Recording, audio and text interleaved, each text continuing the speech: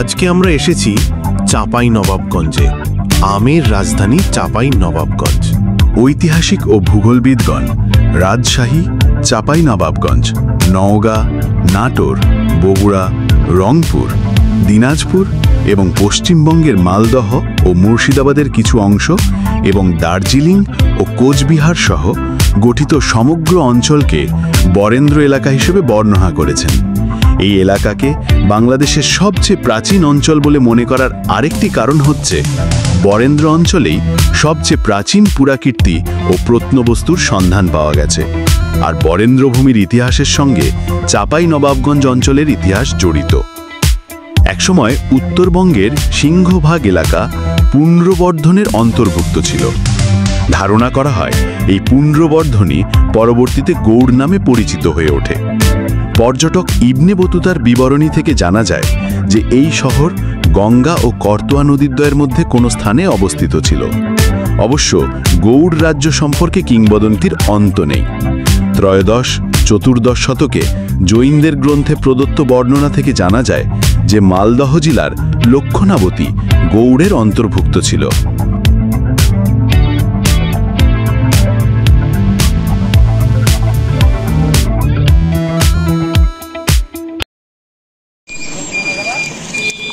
Welcome to সোনা মসজিদ। আমরা সোনা মসজিদ চলে এসেছি। ঐতিহাসিক এই মসজিদ, অনেক প্রাচীন যুগের ঐতিহ্য।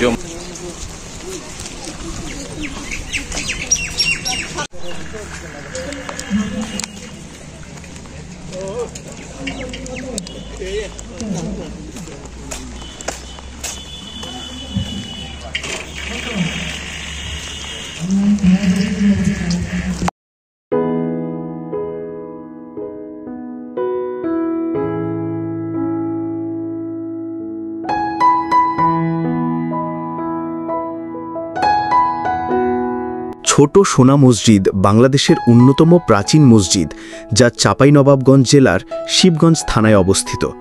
500 বছরের ইতিহাসের সাক্ষী এই মসজিদ। প্রাচীন বাংলার রাজধানী গৌড়নগরীর উপকণ্ঠে পিরোজপুর গ্রামে এ স্থাপনাটি নির্মিত হয়েছিল, যা বর্তমানে বাংলাদেশের রাজশাহী বিভাগের চাঁপাইনবাবগঞ্জ জেলার শিবগঞ্জ থানার অধীনে পড়েছে। মধ্যযুগের সুলতানি আমলের গৌড়নগরীর এক ঐতিহাসিক স্থাপনা এই ছোট সোনা মসজিদ। মসজিদটিকে বলা হতো গৌড়ের রত্ন।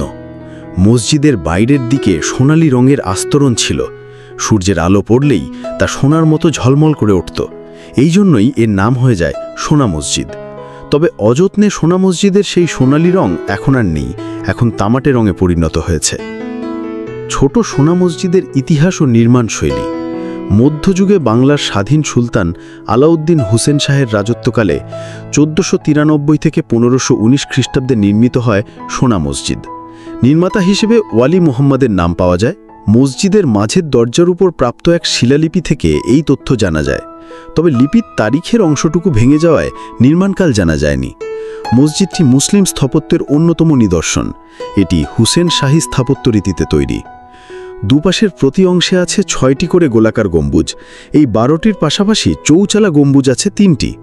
মাঝখানে অবস্থিত এই চৌচালা গম্বুজগুলোর ভেতরের দিকে গোলাপ ফুলের মতো কারুকার্য করা। মসজিদের চারদিকে 4টে বুরুজ বা স্তম্ভ রয়েছে। মসজিদটির সামনে 5টি এবং ডানে ও বায়ে 2 পাশে 3টি করে দরজা রয়েছে। প্রতিটি দরজারই কিনারায় আছে বেশ চওড়া করে খোদাই করা কারুকার্য, তবে তা খুব গভীর নয়, দূর থেকে বোঝা যায় না। দরজার পাশে দেয়ালগুলোতেও খোদাই করা কারুকার্য রয়েছে। মসজিদের প্রবেশপথের পাথরের তোরণটিও সুদৃশ্য কারুকার্যময়। এই তোরণের সামনেই রয়েছে সেই আমলের সারি সারি কবর, সবই বাঁধানো। 2টি কবর বড় কালো পাথর দিয়ে বাঁধানো। এরপরেই মসজিদের দক্ষিণ পূর্ব দিকে চোখে পড়বে আমবাগান।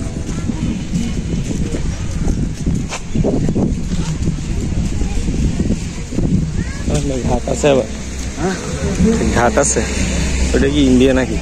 না না,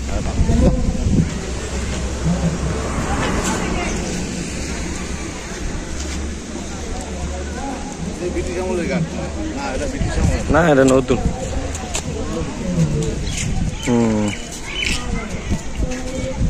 ওটা দিঘি।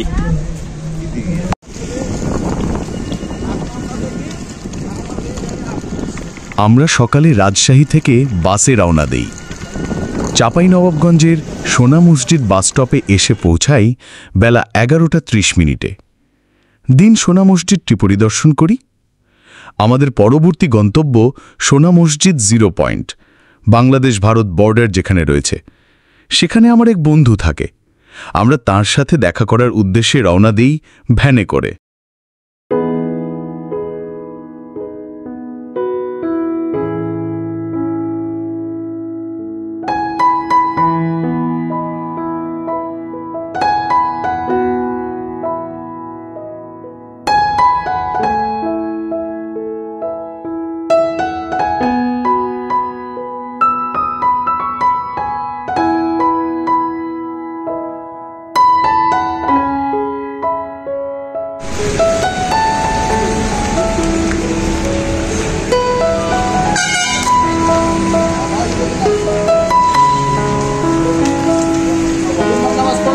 আমরা সোনামুদ্দি স্থল কাস্টম সেন্টারে ঢুকতেছি।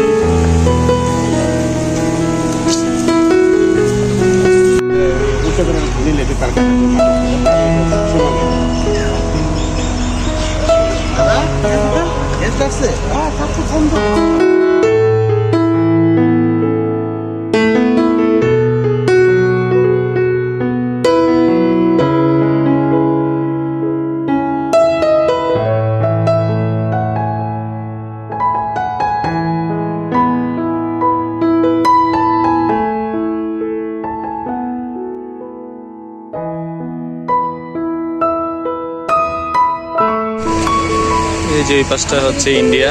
এই যে বাগানগুলো দেখতে পাচ্ছেন এগুলো ইন্ডিয়ার। আমরা বর্তমানে যদিও ইন্ডিয়ার ভূমিতে আছি। আমার বন্ধু রিপন সে এখানে জব করে, সেই সুবাদে বিশেষ সুবিধা পেয়েছে। এখানে সাধারণত মানুষ আসতে পারে না, কিন্তু আমার বন্ধুর সুবাদে আমরা ইন্ডিয়াতে ঢুকে গেলাম পাসপোর্ট ভিসা ছাড়াই আমরা ইন্ডিয়া চলে আসলাম বন্ধুর সুবাদে। ওই যে কাঁটাতারের বেড়া দেখা যাচ্ছে।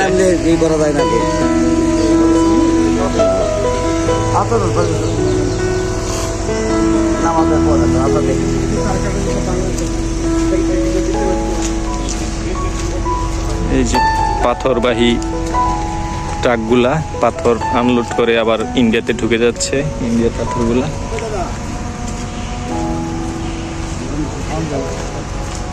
আমরা 10-15 মিনিটের জন্য ইমিগ্রেশন অফিসারদের অনুমতি নিয়ে ইন্ডিয়ান প্রান্তের মোহদীপুর বর্ডারে ঘুরে আসলাম। আমার বাল্যবন্ধু ও স্কুল ফ্রেন্ড রিপনের সৌজন্যে এই বিশেষ সুবিধা পেলাম। ও এখানে জব করে, তাই ওর ইমিগ্রেশনের সকলের সাথে জানাশোনা আছে।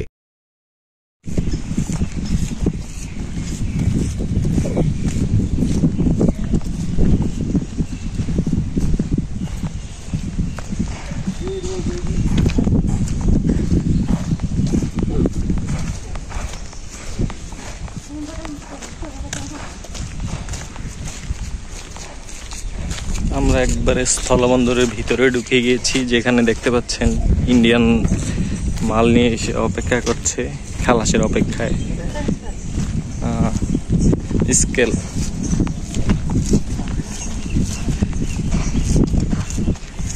এই যে ইন্ডিয়ান ট্রাকগুলা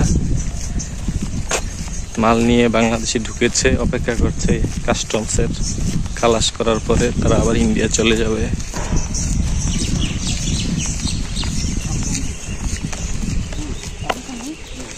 আমরা যাচ্ছি আরেকটি প্রাগৈতিহাসিক স্থাপনা দেখতে। সাথেই থাকুন আমাদের। গাড়ি দিতে আইছিলাম। আমরা আমবাগানের ভিতরে প্রবেশ করলাম। দেখুন কি বড় বড়, এটা কি আম ফজলি মনে হয়।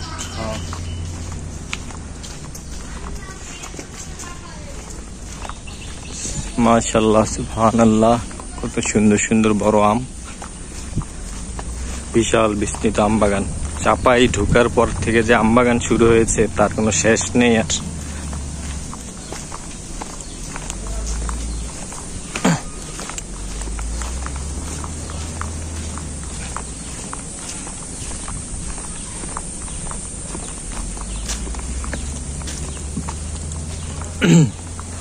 আমবাগান থেকে এবার চলে আসলাম বাঁশবাগানে।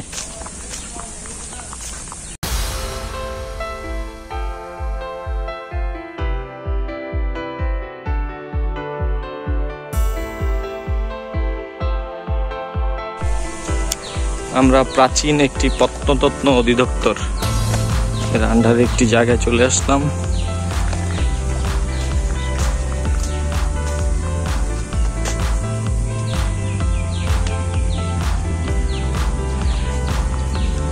ওই কুমিল্লা কোটবাড়ির মতো।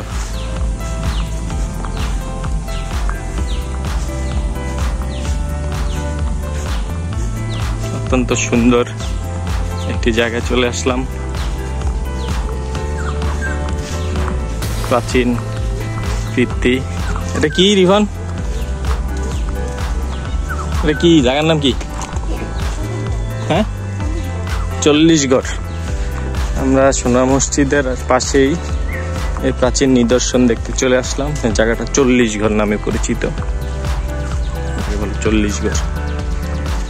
ধারণা করা হয় আজ থেকে প্রায় 500-600 বছর আগে এই নিদর্শন।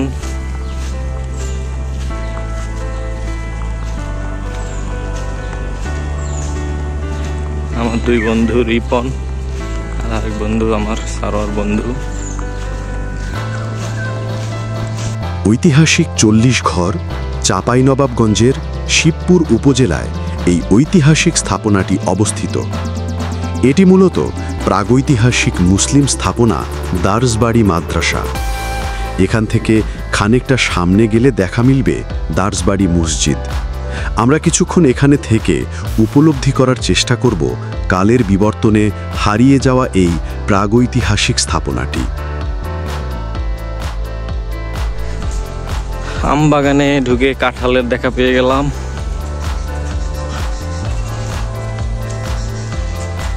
যেদিকে তাকাই শুধু আম গাছ আর আম গাছ। আমের কোনো বিকল্প নাই। কিছু কিছু গাছে এখনো আম আছে, যেহেতু আমের সিজন শেষ পর্যায়ে, কিন্তু তারপরেও কিছু কিছু আম এখনো আছে গাছে, কিন্তু অধিকাংশ আম গাছ ফাঁকা। আমরা সিজনের শেষ দিকে এসেছি। আমরা আরেকটি প্রাচীন প্রত্নতত্ত্ব স্থাপনার দিকে এগিয়ে যাচ্ছি।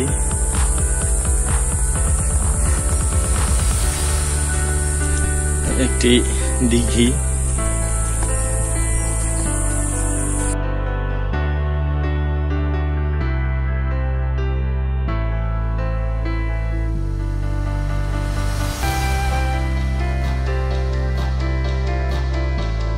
স্বাধীন বাংলার সুলতান আলাউদ্দিন হুসাইন শাহের রাজত্বকালে 1502 খ্রিস্টাব্দে 1 রমজান সুলতানের আদেশে অখণ্ড বাংলার আদি রাজধানী গৌড়ের ফিরোজপুরের দারসবাড়িতে একটি সুবিশাল আবাসিক মাদ্রাসা প্রতিষ্ঠিত হয়।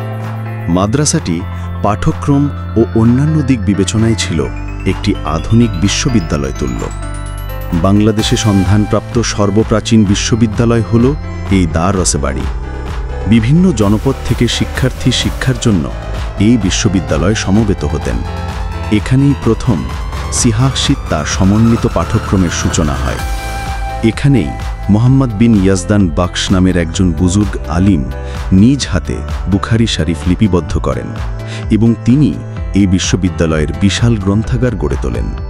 দারসবাড়িতে মসজিদ ও মাদ্রাসা মাটিচাপা অবস্থায় পড়েছিল। ছিল চারপাশ গাছগাছালি ঘেরা পরিত্যক্ত ভুতুড়ে জনপদ। 70-এর দশকের প্রথম ভাগে খনন কাজের মাধ্যমে আবিষ্কৃত হয় দারসবাড়ি মাদ্রাসা মসজিদ। মূলত এলাকাটি ছিল একটি আবাসিক বিশ্ববিদ্যালয় কমপ্লেক্স। সুপ্রাচীন এই ইসলামী স্থাপত্য নিদর্শনটি ছিল বর্গাকৃতির। দেখুন আম গাছে এই দিকটাতে অনেক আম আছে।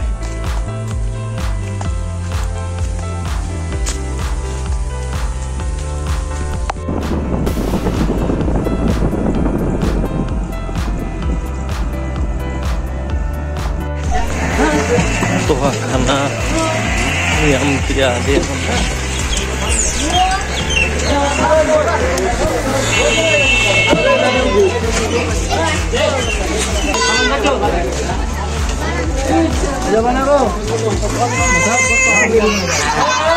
আমরা আরেকটি প্রাচীন স্থাপনা দেখার জন্য আসলাম।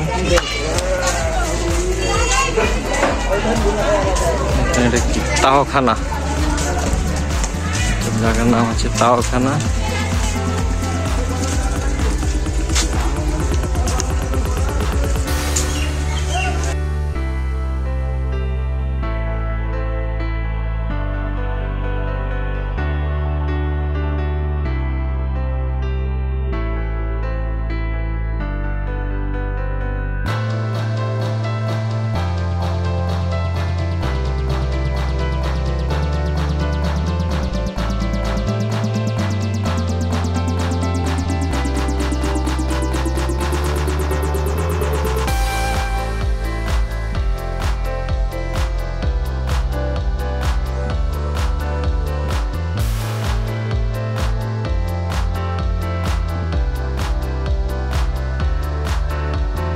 তোহাখানা একটি 3 তলা বিশিষ্ট রাজপ্রাসাদ।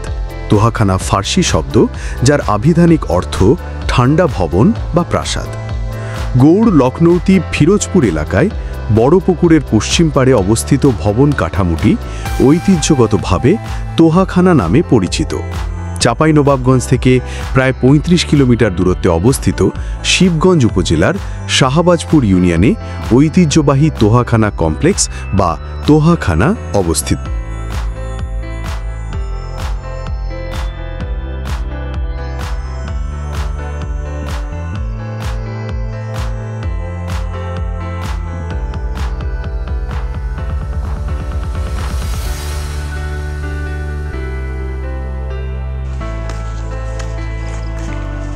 রিপন, তোমার এলাকায় আসলাম ঘুরতে।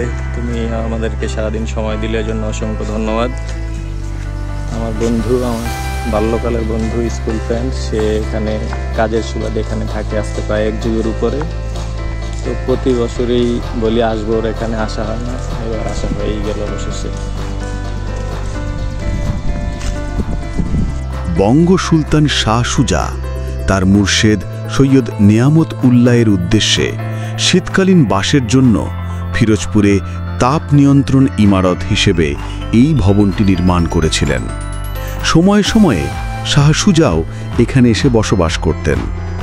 বিভিন্ন ঐতিহাসিক গ্রন্থ হতে জানা যায়, মুঘল সম্রাট শাহজাহানের পুত্র শাহ সুজা বাংলার সুবাদার থাকাকালে 1629 থেকে 1658 খ্রিস্টাব্দে মুর্শিদ হজরত শাহ সৈয়দ নেয়ামত উল্লাহর প্রতি ভক্তি নিদর্শনের উদ্দেশ্যে তাপ নিয়ন্ত্রিত ইমারত হিসেবে তোহাখানা নির্মাণ করেছিলেন। জনশ্রুতি আছে যে শাহ সুজা যখন ফিরোজপুরে মুর্শেদ শাহ নেয়ামত উল্লাহর সঙ্গে সাক্ষাৎ করতে আসতেন, তখন উক্ত ইমারতের মধ্যবর্তী সুপ্রশস্ত কামরাটিতে বাস করতেন। তোহাখানা কমপ্লেক্সের ভেতরে আরও নাম না জানা অনেক সমাধি দেখা যায়, যাদের পরিচয় এখনও জানা যায়নি। তবে তাদেরকে হজরত শাহ সৈয়দ নেয়ামত উল্লাহর খাদেম বা সহচর বলে ধারণা করা হয়।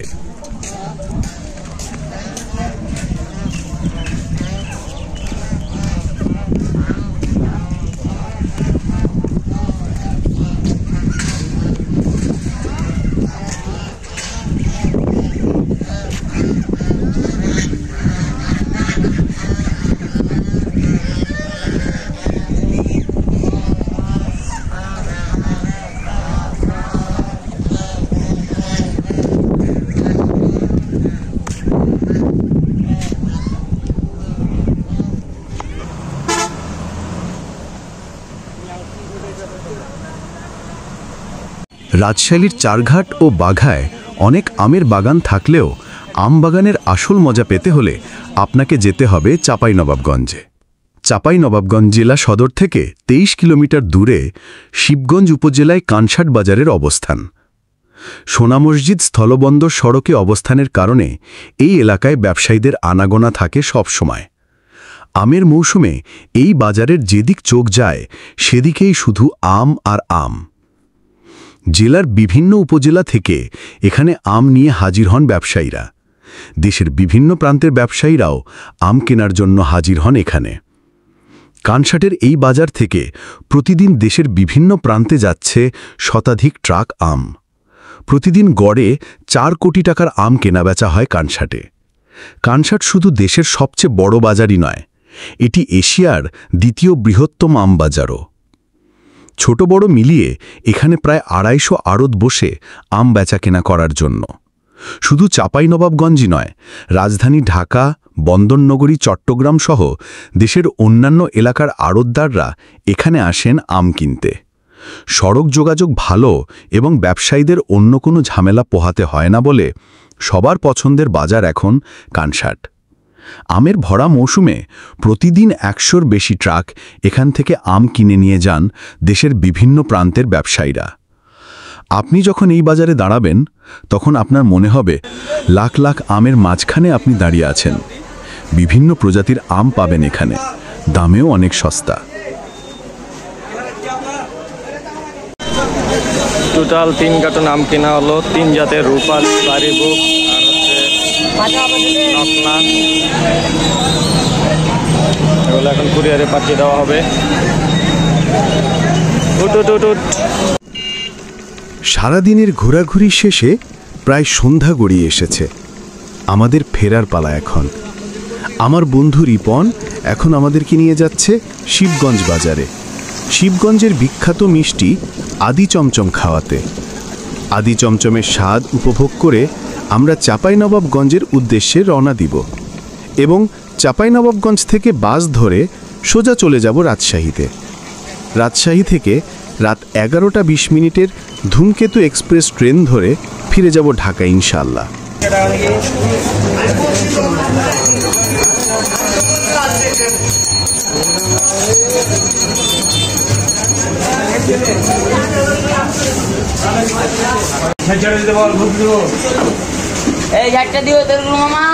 চাঁপাইনবাবগঞ্জের শিবগঞ্জের বিখ্যাত মিষ্টি আদি চমচম।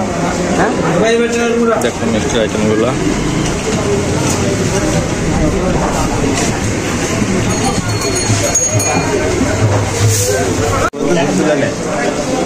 এটাই হচ্ছে চাঁপাইনবাবগঞ্জের আদি চমচম, বিখ্যাত শিবগঞ্জের আদি চমচম আমরা খাচ্ছি।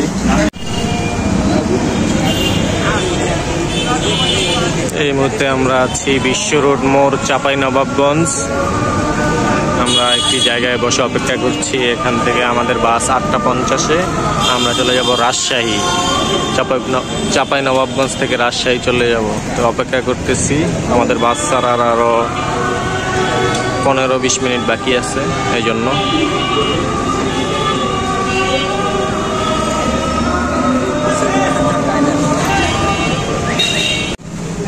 আমাদের রাজশাহী টু ঢাকাগামী ট্রেন ধূমকেতু এক্সপ্রেস রাজশাহী স্টেশনে দাঁড়িয়ে আছে।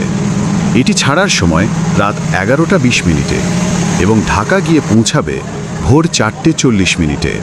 আমাদের রাজশাহী ভ্রমণ নিয়ে ব্লগ এখানেই শেষ। পরবর্তীতে নতুন কোনো গন্তব্যে ঘোরাঘুরির ব্লগ নিয়ে আসব আপনাদের মাঝে। সেই পর্যন্ত সবাই ভালো থাকবেন, সুস্থ থাকবেন। আল্লাহ হাফেজ।